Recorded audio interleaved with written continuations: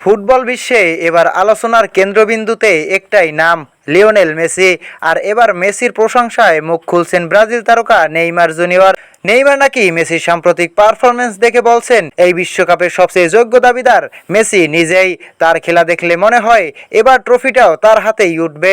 গত ম্যাচে মেসি যেভাবে পুরো মাঠ নিয়ন্ত্রণ করছেন, সুযোগ তৈরি করছেন এবং দলের নেতৃত্ব দিয়েছেন, তা দেখে মুগ্ধ হয়েছেন বিশ্বের কোটি কোটি ফুটবল প্রেমী। বয়স শুধু একটি সংখ্যা, এ কথাটাই যেন আবারও প্রমাণ করছেন লিওনেল মেসি।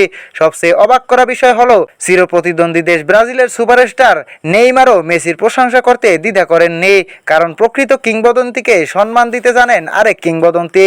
নেইমারের এই মন্তব্য এখন সামাজিক যোগাযোগ মাধ্যমে ব্যাপক আলোচনার জন্ম দিয়েছে।